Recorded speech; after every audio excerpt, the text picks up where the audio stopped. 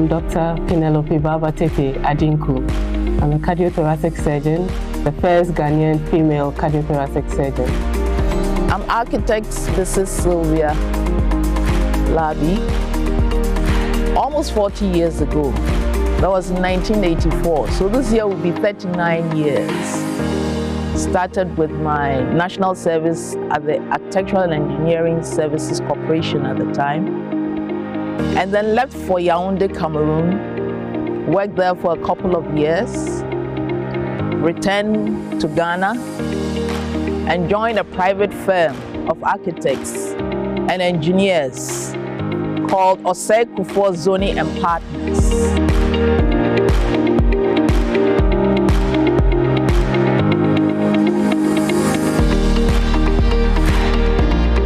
Growing up, my parents always encouraged my sisters and I to reach for the skies. So any support they could give to make sure we studied hard and we had all it took, they gave us that support. So I'll say my parents are my inspiration. I also remember this time in Wesley Girls High School during our speech day when the old girls came.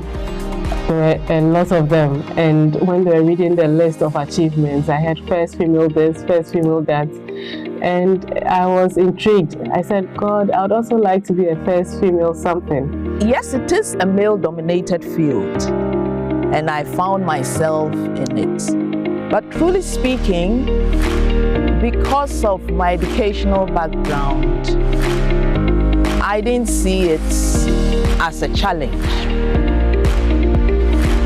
So being in that field did not really intimidate me. You know, I'd gotten used to working with them in school, at the university level, at the secondary level, and that's what it's been.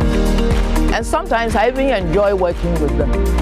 And I'll say the bias is not just from the males, it's also from the women who have been working with the males for so long. It's a male-dominated field, that's surgery. And so when they see how dedicated I am, how hard I work, I think by that I've managed to win a lot of them over. The third bias is from the patients and their relatives. I've given this example a couple of times where I'm working with my husband in the hospital and a patient or a patient's relative approaches us to ask for directions to the lab or one place or the other inside the hospital. When this happens, they just approach my husband and then he directs them to me.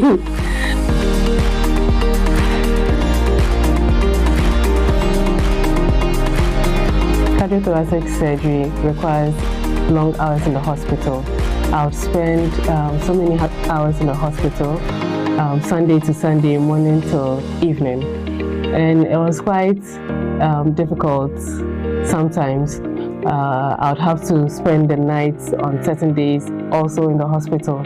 But I'd say my support system was very, very strong. My husband is very supportive. He motivates me, he encourages me, and sometimes brings me forward when I have to sleep over in the hospital.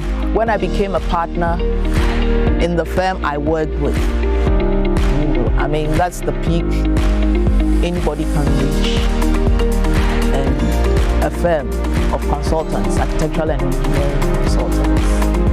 And then secondly, when I started my own practice.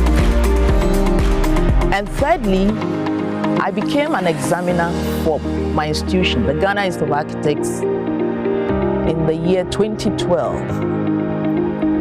And that means giving back to the younger generation what I've learned along my journey in architecture. Attaining the success as the first Ghanaian female cardiothoracic surgeon is quite elating. It's a joy, but that's not a peak. I hope to achieve much, much more and inspire the young women coming up. So I'm trusting God to help me navigate the way to chalk more successes. So my typical day at work will be a Monday. I'll get in by 7:15 because that's when our early morning round starts.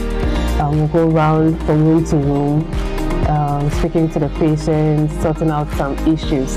After that, we go for our morning meeting where everyone is present and all the patients on the ward are presented, and we discuss their management.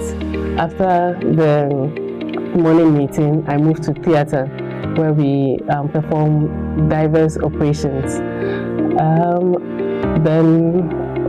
The cases range and vary in number.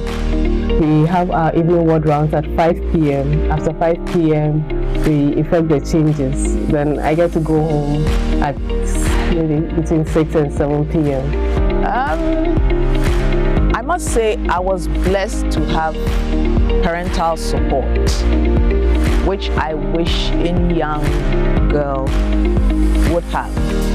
But even if you don't have it, whatever opportunities come your way, you have to take them and be serious and run with them. I think that attaining certain heights does not come on a silver platter. Nothing good comes easy. It requires a lot of hard work. So I'd encourage the young ladies out there to work very hard at whatever they've been called to do, and they should persevere. They should be honest, and I believe that with God all things are possible. They'll be able to achieve whatever their heart is set on. International Women's Day means a lot to me because it celebrates women's achievements and their efforts all over the world. It acknowledges the challenges women go through, and as a result of that, there are so many groups, societal groups and so on, that come to support women. Well, I believe that it's a day where we re-emphasize our message on women's rights, gender equality, and then speak out against violence and abuse against women. And I believe it's also a day where we celebrate the social, economic, cultural, and political achievements of women worldwide. So it's a very important day. On a day like this, I'll just say to all women that you can be who you want to be by focus, perseverance, hard work, and last but not the least is prayer, because you need that spiritual guidance. Without that, you won't get there. Well, I'd like to salute women everywhere. God bless you for all you do. My message to you is to never give up, believe in yourself. Let's encourage each other to pursue our dreams. Let's not tear one another down. And with that, I would like to give a special shout out to my Wesley Girls High School year group and all the old girls who gave me the loudest cheer when the news of me becoming the first Ghanaian female cardiothoracic surgeon came out. I love you all. So what I'd like to say to all women is I wish you all a happy International Women's Day.